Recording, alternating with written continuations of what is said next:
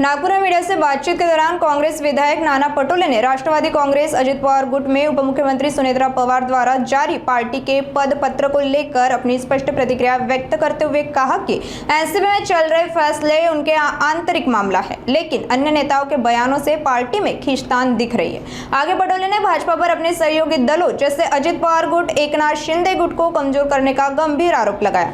गौर से सुनिए कांग्रेस विधायक नाना पटोले इनका सविस्तर बयान।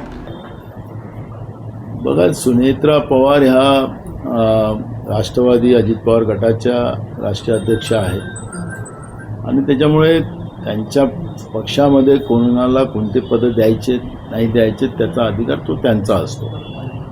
पण आता कार्यकारी अध्यक्ष प्रफुल्ल पटेल आणि सुनील तटकरे प्रदेश अध्यक्ष हे म्हणतात की आम्ही आपत्कालीन परिस्थितीमध्ये आम्हाला निर्णय घ्यायचे अधिकार असतात। आता मला असं वाटतं की राष्ट्रीय अध्यक्षाचे अधिकार असतात आणि तो त्यांच्या पक्षाचा मुद्दा आहे।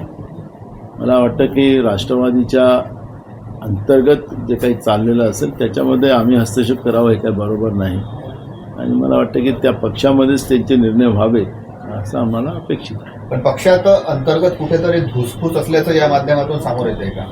आलंच आहे ना, त्याच्यामुळे हे जे काही आता यांनी दोघांनी पत्र पाठवलं की आम्ही इमर्जन्सीमध्ये निर्णय घ्यायचे आमचे अधिकार आहे।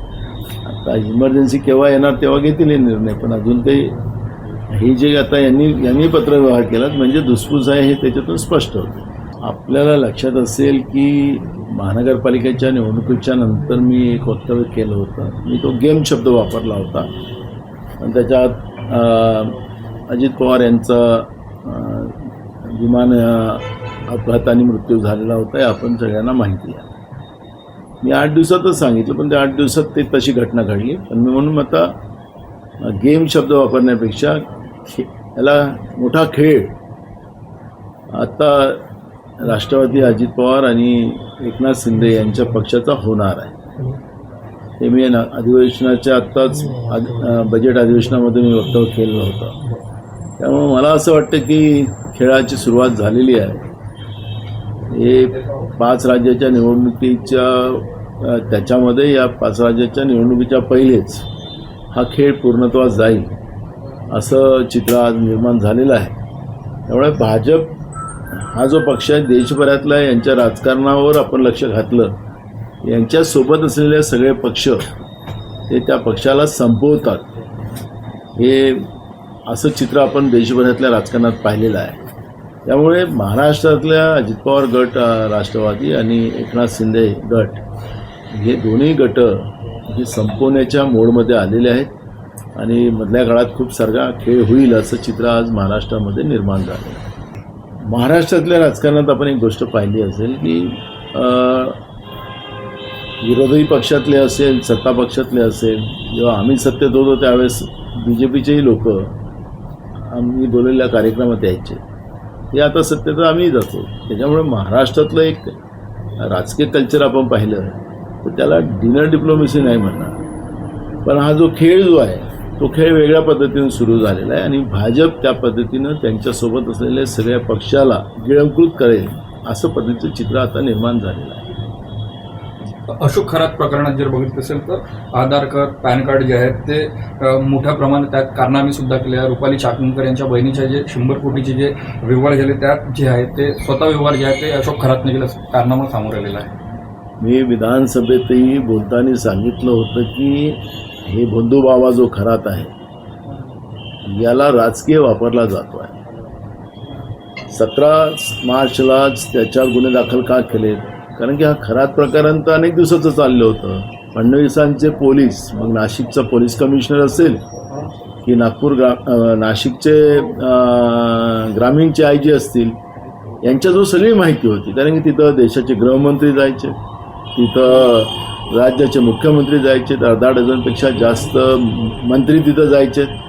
तर हे सगळं जात असताना, हे सगळं VIP मोमेंट त्या ठिकाणी असताना पोलिसांजवळ ही माहिती नसणं हे आश्चर्य आहे।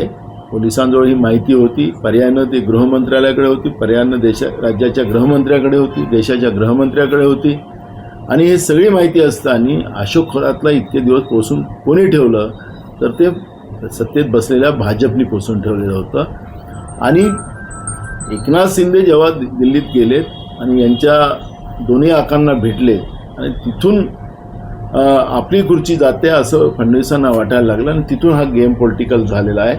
आणि म्हणून खरासारख्या राक्षसाला हे पहिलेच संपवता आलं असतं, महिलांना वाचवता आलं असतं, पण याला राजकीय वापरायसाठी खरातला इतके दिवस पोसून ठेवण्याचं काम हे राज्यातल्या सरकारने केलेलं आहे. हे तेवढंच सत्य आहे आणि हे मी विधानसभेत रेकॉर्डवर आणलेलं आहे. त्याच्यामुळे जे काही राजकारण आत्ता खराच्या नावानं चाललेलं आहे ते तर त्याला बिलकुल या पाप्याला सजा झालीच पाहिजे, त्याच्यामध्ये काही दुमत नाही. पण जे महागाई आहे, ज्या पद्धतीनं गॅस मिळत नाही, ज्या पद्धतीनं डिझेल पेट्रोलच्या महागाई वाढलेली आहे, शेतकरी रोज बर्बाद होती आहे, या सगळ्या विषयाला डायव्हर्ट करण्यासाठी खरात प्रकरणाला राजकीय दृष्टिकोन वापरायचं असेल सरकारला असेल तर हे चुकीचं आहे. त्याला काय फाशीवर चढवायचं तर त्यांनी चढवलं पाहिजे. आणि जे कोणी आता त्याच्यामध्ये अनेक मंत्री, अनेक आमदार सत्ता पक्षातले हे त्याच्या पापातले वाटेकरी आहे. ज्याप्रमाणे खरातला जे पनिशमेंट आपण देणार आहात तेच पनिशमेंट आपल्या मंत्र्यांना देणार का, देशाच्या गृहमंत्र्याला देणार का, मुख्यमंत्री स्वतः त्याच्यात आहेत त्यामुळे त्यांना देणार काय, हे सगळ्या प्रश्नाचं उत्तर सरकारला द्यावं लागेल.